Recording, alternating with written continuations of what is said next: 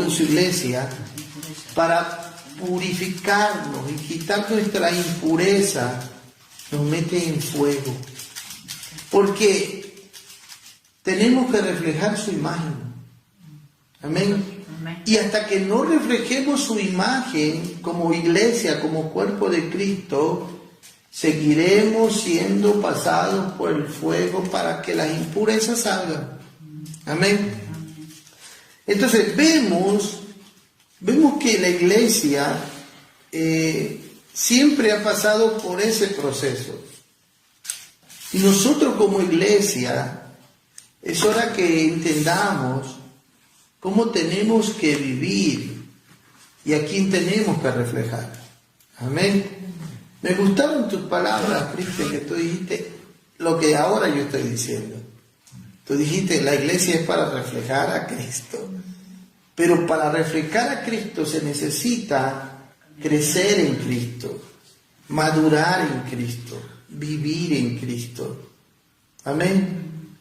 Y por eso Pablo le habla a la iglesia de los Corintios, una iglesia que se jactaba de espiritualidad, pero que eran carnales, no habían crecido espiritualmente. En 1 Corintios 3 dice, ustedes son niños en Cristo. Le dice, habiendo celos, pleito, ira, contienda entre vosotros. Dice, así que no pude hablarles como espirituales. Entonces está hablando que la iglesia de Cristo es un cuerpo espiritual. Y entonces le dice ahí, mire, busque conmigo, 1 Corintios, para que usted se dé cuenta que no es palabra mía. 1 Corintios, capítulo 3, les hace una pregunta a ellos. Y le dice, capítulo 3, versículo 3, vamos a leer. Porque aún sois carnales. Pues habiendo entre vosotros celos, contienda y disensiones, no sois carnales y andáis como hombres. ¿Qué significa esta pregunta que le hace aquí? No sois carnales. En otras palabras, y le dice, y andáis como hombres. Le está diciendo, en otras palabras, ustedes son salvos. Porque los llama hermanos en el versículo 1. De manera que yo, hermanos. Pablo está reconociendo que han nacido de nuevo, que son salvos, pero que todavía no están viviendo como un cuerpo espiritual. Y los llama carnales. Y dice, no sois carnales. Quiere decir que ya no son hombres naturales, sino que son hombres espirituales. Y por eso dice, ¿y andáis como hombres? O sea, ¿andáis como gente que no ha conocido a Cristo?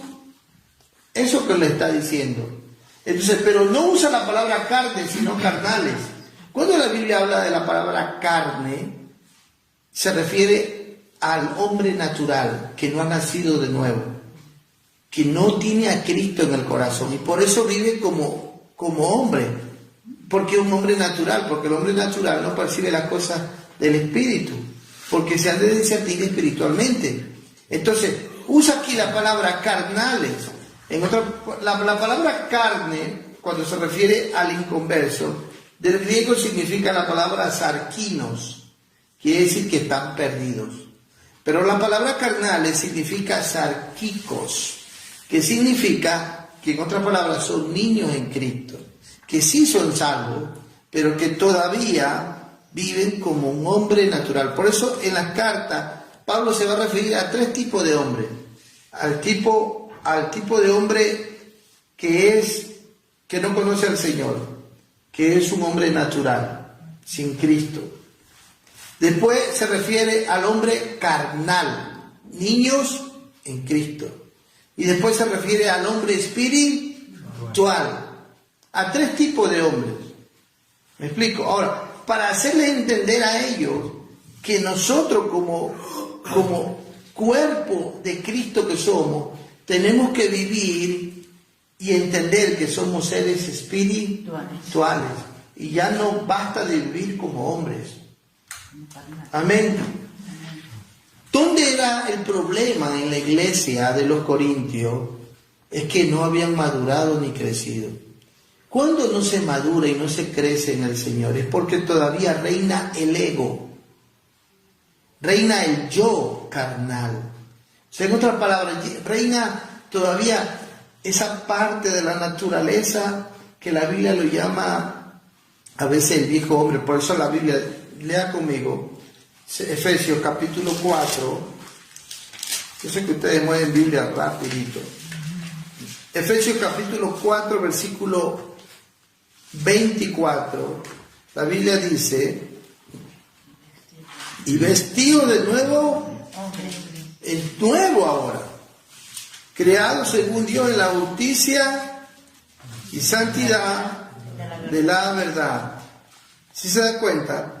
Entonces está hablando de un nuevo vestimiento. Si usted lee el versículo 22, dice: en cuanto a la pasada manera de vivir, despojaos en cambio del viejo hombre, hay que despojarse, que está viciado conforme a los deseos engañosos. Y entonces dice, ¿cómo uno se empieza a despojar de ese viejo hombre? ¿Por dónde empieza el despojamiento? Por la renovación de la mente. Pero no está hablando del cerebro, sino del espíritu de la mente. Amén. Hay que saber distinguir, ¿no? Pablo aquí no está usando el cerebro, no está diciendo cambien de cerebro, sino que dice renovaos en el espíritu, porque somos ahora un cuerpo espiritual, y renovaos en el espíritu de vuestra mente. Y dice, y vístanse del nuevo hombre. Y es eso que tenemos que entender, hermano. Amén. Y para hacer eso tenemos que pensar como Cristo. Quiere decir ser de verdad espiritual, donde entiendo que soy miembro de un cuerpo y que yo no puedo decidir solo las cosas a mi manera, como me parezca, como yo quiero. No, así no. Por eso es que Pablo decía a la iglesia de los Corintios, 1 Corintios 11, del versículo 15 en adelante, le dice: en esto no los alabo, dice, cuando se reunían para hacer el ágape, dice, porque oigo que hay divisiones, disensiones entre ustedes, y en parte lo creo. Dice, pero es necesario que estas cosas acontezcan para ver quiénes son aprobados. ¿Sí se da cuenta cómo se refiere a la iglesia de los Corintios? Una iglesia que solamente causaba división, problema. ¿Y dónde estaba el problema, hermano?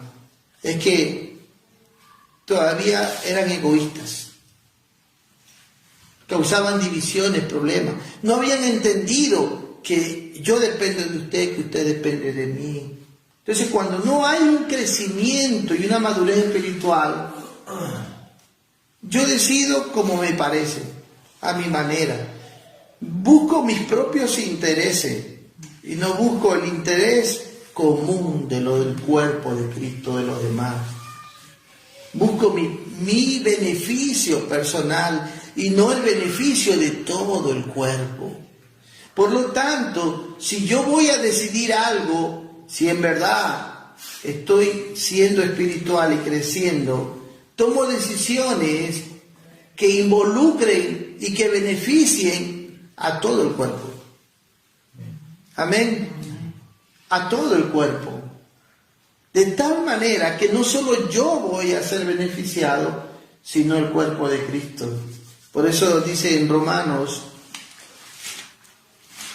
capítulo 12, versículo 4, versículo 5, porque de la manera que en un cuerpo tenemos muchos miembros, pero no todos los miembros tienen la misma función, así nosotros, siendo muchos, somos un cuerpo en Cristo y todos miembros los unos. En otras palabras, usted me pertenece y yo le pertenezco a usted. ¿Me explico? Eso es lo que está diciendo Pablo. Amén. Dice, todos miembros los unos Pero esto cuando se es niño en Cristo y no se entiende, se vive individualmente. De tal manera que se toman decisiones que en lugar de edificar a todos, no edifican. Más bien dividen, destruyen. Y hermano, ya basta de vivir así. Amén. Si hay algo que afecta a la iglesia, hermano, en crecimiento, en edificación, en desarrollo, y todo esto es por falta de humildad, porque todavía reina el ego, el orgullo, la altivez, la arrogancia, todavía reinan todas estas cosas que lo único que ocasionan es divisiones, pleitos, contiendas, y que le hace vivir mal a la persona, porque después que la persona se equivoca al tomar una decisión y está mal, ¿sabe por qué? Porque pensó solo en sí mismo. Como le decía el otro día a la hermana, es tiempo de crecer y de madurar. Vienen las circunstancias adversas en la vida. ¿Con qué fin? Con el fin de crecer y de madurar. ¿Y sabe que las crisis revelan el carácter? En otras palabras, las crisis revelan quién tú eres en verdad. ¿Quién tú eres en verdad? Cuando viene la tentación, viene con el fin de revelar quién tú eres. Cuando viene la prueba, cuando viene la lucha, las aflicciones, la crisis, va a salir a relucir en realidad ese ser interno. Ahora, o tenemos dos opciones cuando vienen los problemas y las crisis, las tentaciones y todo lo demás. O formamos nuestro carácter o somos deformados. En otras palabras, sale a relucir quiénes somos. ¿Quiénes somos en verdad? Y es ahí donde muchos no aprovechan los momentos de pruebas. Cada prueba tiene un diseño de parte de Dios. Cada prueba no viene por caso, por casualidad o porque, bueno, no. Cada circunstancia adversa en la vida viene con un propósito, con un fin para nuestra vida. Amén. Y el fin es formarnos, como el ejemplo que le di, del que trabajaba la plata, de meternos al fuego, de quitar impurezas. Ese es el propósito. Amén. Para crecer, madurar, formarnos y llegar a reflejar la imagen de Cristo. Pero si en esos momentos de crisis, de prueba, de tentación, más bien cedemos al pecado, nos dejamos llevar del orgullo, de nuestros propios caprichos, de nuestras propias decisiones, huimos de los problemas o queremos resolverlos a nuestra manera, vamos a crecer, vamos a madurar, vamos a vivir en los planes y en los propósitos de Dios, en los intereses de Dios. No. Cuando nos vamos a ver, es como cuando un alumno pierde un año escolástico y tiene que volverlo a repetir. ¿Sabe por qué hay gente que vive de prueba en prueba, de problema en problema, de adversidad en adversidad, de circunstancia en circunstancia y nunca salen? Es que se quedan de año. Es que no aprenden en las crisis, no sacan provecho, no crecen, no maduran. Siguen viviendo con su egocentrismo, siguen viviendo con ellos, siendo emocionalistas nada más, carnales. Pero vivir de convicciones, nada que ver. Entonces cuando golpea la tentación a su vida, cede. Cuando viene la prueba, cede. Viene la circunstancia, caen, flaquean. Y ese es el problema, hermano. Entonces la iglesia de los Corintios se creó una iglesia espiritual porque tenían dones, porque sabían palabra, porque tenían tantos talentos y tantas cosas. nada de eso lo hace espiritual al cristiano. Al cristiano no lo hace espiritual porque sepa toda la Biblia o 4 cosas de la Biblia, o porque haya entendido la doctrina de Cristo. No lo hace espiritual que tenga dones, no lo hace espiritual que sea talentoso, nada de eso nos hace espirituales. Lo que nos hace espirituales es que esta palabra se haga viva en nosotros. ¿Me explico, hermano? Porque hasta el diablo predica bien. El diablo conoce el evangelio mejor que todos nosotros. Esa es la realidad. Entonces, lo que Dios quiere de su iglesia no es que sepamos y conozcamos el evangelio, sino que vivamos el evangelio. Es que vivamos el evangelio. Porque de nada sirve que nos jactemos que conocemos la verdad si no vivimos en esa verdad. De nada sirve. ¿O sirve de algo? De nada. Porque entonces el evangelio trata de vida. En otras palabras, tu fe, si es verdadera, tiene que tener prueba de vida en ti. Como tú dijiste, testimonio. O sea, el mundo necesita ver que nuestra fe es real porque cuenta con un testimonio de vida. Y por medio de eso, muchos vendrán también. Amén. Eso.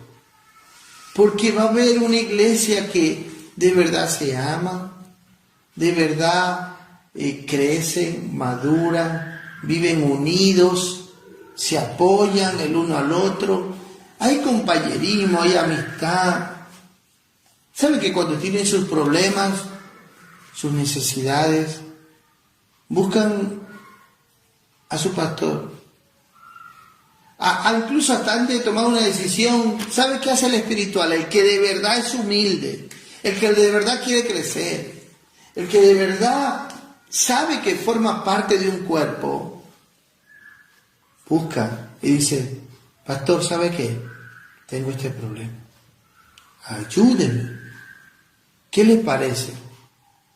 ¿Puedo tomar esta decisión o no? Y ¿sabe una de las cosas? Yo le digo a la iglesia, hermano, la vida está llena de decisiones. ¿Sí o no? Diariamente la vida está llena de decisiones. ¿Cómo yo saber cuál es la decisión justa y correcta que tengo que tomar en mi vida? ¿Cuál es? Se me va a hacer fácil tomar la decisión cuando en mi vida tengo las prioridades en el orden correcto. Si yo en mi vida tengo mis prioridades en el orden correcto, mis decisiones no serán difíciles de tomar. ¿Me explico? Porque tengo prioridades, las prioridades de Dios en el orden correcto en mi vida. Sé que primero está Dios. Amén. Que formo parte de su cuerpo, de su iglesia. Y por lo tanto mis decisiones tienen que ir alineadas a los intereses de Dios, no a los míos. ¿Me explico?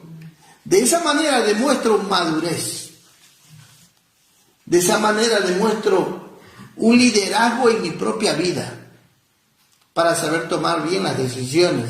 Amén. Y no causar daño.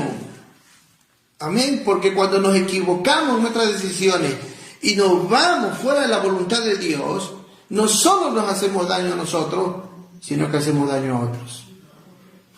Como cuerpo de un miembro de un cuerpo. ¿Me estoy explicando? Entonces, como iglesia, necesitamos entender eso. Amén. Entonces, ahí no nos vamos a equivocar, porque tenemos las prioridades correctas y somos humildes para hacer saber nuestros problemas, nuestras necesidades. ¿Sabe? Y es una gran verdad, hermano, porque hay muchos que se van quedando en el camino, otros que se sienten no tomados en cuenta, otros que no se sienten que nadie los conoce, Y el problema es que no se abren, es que no se dejan conocer. El problema es que no son tan orgullosos que se guardan sus cosas para sí, se las tienen solo para ellos. Y quieren afrontar sus propios temores solos, sus dudas solos, sus cosas solos. Y después cuando están, ahí viene la falsa humildad. ¿Cuál es la falsa humildad? Sentirse la víctima, o el rechazado, o el que nadie se interesa en él o en ella. ¿Me explico? Entonces, no, tenemos que cambiar, tenemos que entender, ser humildes y decir, por eso que en Romanos dice que somos muchos miembros, pero todos formamos parte de un solo cuerpo, y miembros los unos de los otros. Quiere decir que yo dependo de usted depende de mí, tiene que haber ese compañerismo, esa amistad, eso. Como no hay nada de eso, porque no se crece. Después ¿qué pasó, hermano? Es que fallé, es que caí, es que hice esto, es que pasó esto, aquello, es que... Entonces, no hemos entendido como iglesia quiénes somos, cómo tenemos que funcionar, cómo tenemos que vivir. ¿Me explico, hermanos?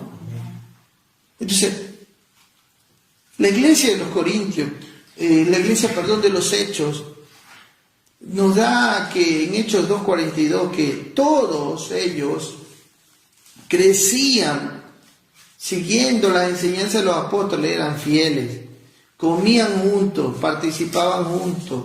O sea, una iglesia donde había un compañerismo y una unidad. Y es que así tenemos que aprender a vivir.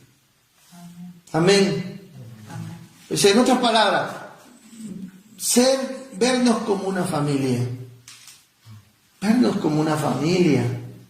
Con pureza. Con pureza. Por eso Pablo le dice a Timoteo, y él que era un pastor joven, amén, le dice, saluda a las jóvenes con pureza. Míralas como tu hermana. A los jóvenes, igual como tus hermanos. A los ancianos, si les vas a llamar la atención, llámale la atención como que si fuesen tu padre. Uy, ¿a qué respeto, Porque él, siendo un pastor joven, Pablo le daba instrucciones, le dice, mira, tú, ninguno menosprecie tu juventud, porque como eres un pastor joven, te van a menospreciar. Pero dice Pablo a Timoteo, le dice, pero tú, cuando hagan eso, o quieran, tengas que llamar la atención a un anciano, trátalo como que si fuera tu padre. Aunque si le va a llamar la atención, y a una anciana, trátala como que si fuese tu madre. ¿Cómo tú tratarías a tu madre? ¿O a tu padre? ¿O a tu hermana joven? Sí. Entonces, está hablando de familiares. Dice Pablo en otras palabras, iglesia, veámonos así. Amén. Como lo que somos, una familia. Y de esa manera es que vamos a madurar, es que vamos a crecer, es que vamos a estar abiertos unos con otros, vamos a ser humildes, sinceros, honestos. Amén. No que después que usted toma una decisión, que después que usted hizo esto o aquello, el último en enterarse a veces es el pastor. Sí, o el último en saber las cosas. O si no, después que pasó lo que pasó, es que viene la lamentela, la queja. O sea, ¿me explico, hermano? Yo tengo que guardarme, porque yo sé que si yo peco, mi pecado va a afectar a todos. ¿O no? ¿O no? Claro. Entonces yo tengo que verme de tal manera y ser consciente que mi consagración a Dios va a beneficiar a todo el cuerpo. Pero si yo no me guardo, amén, si yo no me guardo, va a afectar la grey también. ¿O no? O sea, qué importante es entender quiénes somos. Y con esto quiero terminar para que usted vea que lo que le estoy diciendo es palabra de Dios. Hechos 20:28, busque conmigo. Si tienen preguntas, díganmelas. Hechos, hermano. Hechos 20:28, de lo que le acabo de decir. Por tanto, Pablo le está hablando a los ancianos de Éfeso y les dice, miren, a los pastores, por tanto, mirad por vosotros. Y después dice, coma, y por todo el rebaño en que el Espíritu Santo os ha puesto por obispos, quiere decir pastores. ¿Quién escoge a los pastores en la iglesia? ¿Quién escoge a un hombre para ser pastor? De acuerdo a lo que estamos leyendo. Aquí dice el Espíritu Santo. Nadie nombra en la iglesia a un pastor porque estudió el instituto bíblico, porque tiene tantos años en la iglesia. No. O la iglesia dice, te vamos a escoger a ti como pastor. No, tampoco así. La Biblia dice que quien escoge es el Espíritu Santo. La iglesia lo que hace simplemente es reconocer que aquel hombre ha sido escogido por el Espíritu Santo. ¿Por qué? Porque aquel hombre es conocido en la iglesia, es servicial, es dado a Dios, es dado a los hermanos. Amén. Es un hombre que verdaderamente cuida. Entonces viene reconocido simplemente. Amén. Pero no es porque la iglesia lo pone a decir, bueno, tú vas a ser nuestro pastor. No, así no funciona. Y por eso dice, para apacentar la iglesia del Señor, la cual Él ganó por su sangre. Pero el primero que se tiene que cuidar, ¿cuál es? El pastor, los pastores. Porque aquí dice, por tanto, mirad por vosotros. Y después dice, y por todo el rebaño. ¿Sí se da cuenta? Y ahí está hablando de comunión, ¿sí o no? Está hablando de sinceridad. Pero la integridad, ¿por quién empieza? Por los pastores. Porque dice, mirad por vosotros. Qué importante es cuidarse, guardarse. Imagínense un pastor que dice, no, hoy peco, mañana me arrepiento. Hoy se haga una tentación y mañana tanto el Señor me perdona. ¿Será de bendición para la grey? ¿Sí o no que afectará a la grey eso? Claro, que afecta. Y si un hermano dice, bueno, yo no soy pastor, yo sí puedo pecar. No. Somos miembros los unos de los otros. Si usted peca, usted afecta a todo el cuerpo.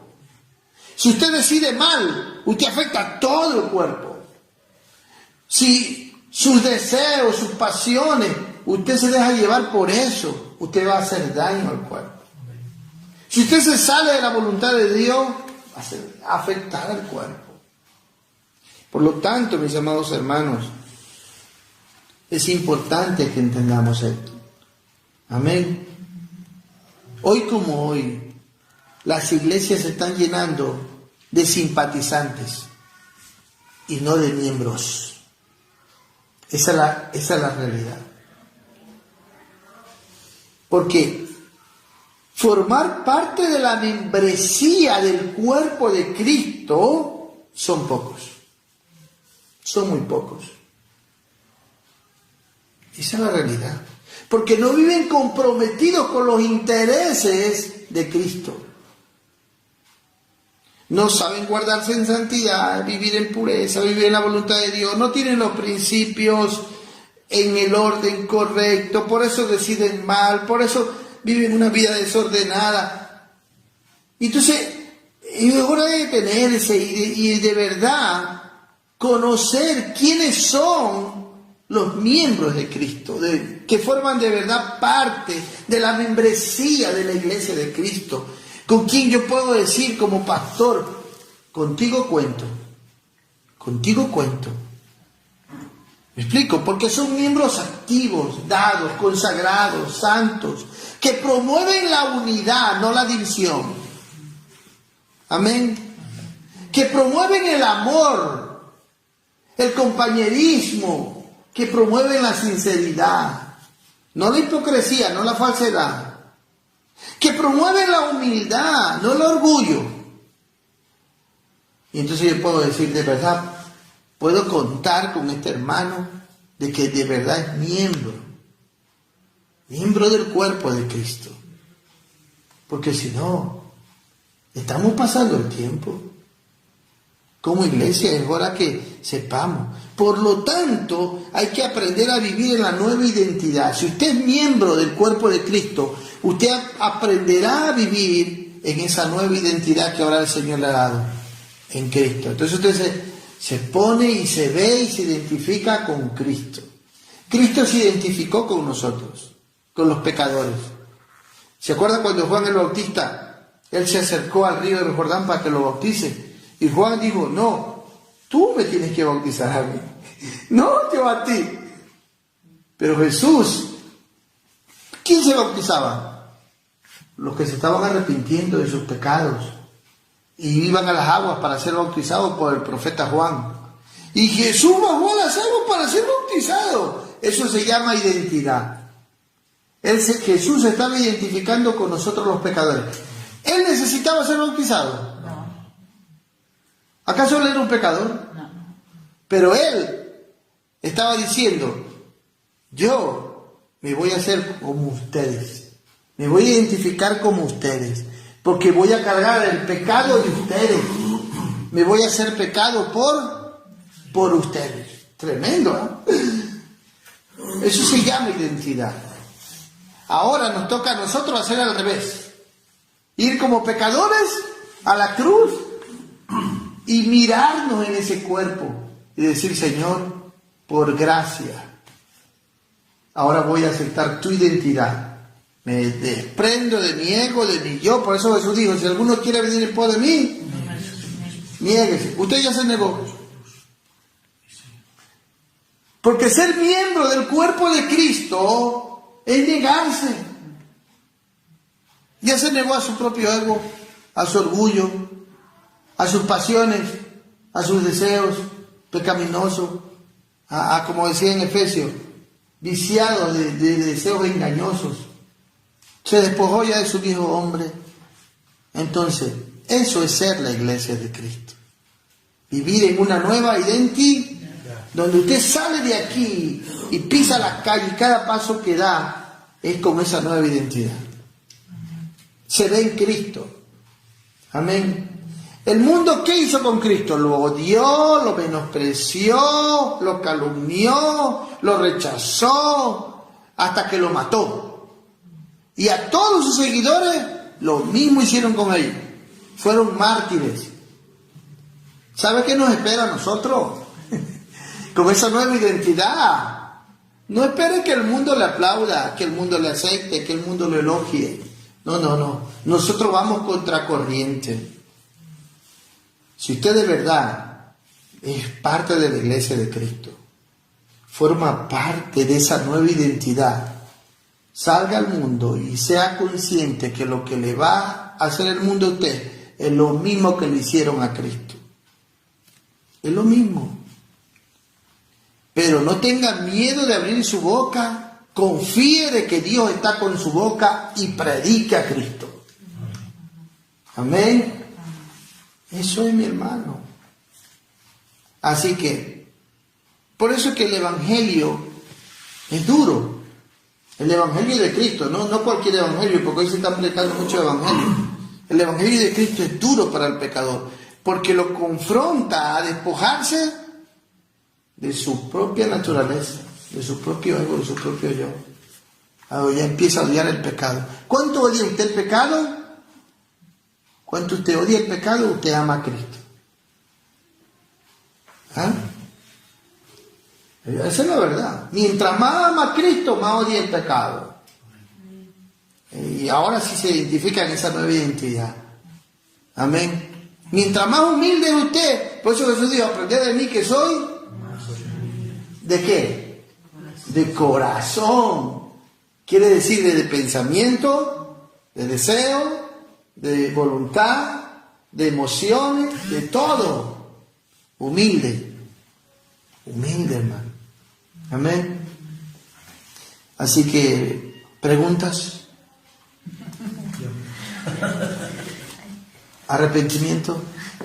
¿Quién se quiere arrepentir? ¿Reconciliar? ¿Ah? ¿Cree usted que sus decisiones que ha tomado o que piensa tomar están dentro de la voluntad de Dios? ¿Sí o no? ¿Cree usted que sus deseos están de acuerdo a los deseos de Dios? ¿Sí o no? Esa es la realidad, hermano. Entonces, vamos a orar, amén. Y que Dios nos ayude a mirarnos y a vivir en esa nueva identidad. Padre, te alabamos. Tú estás aquí, Dios, conociendo nuestro corazón.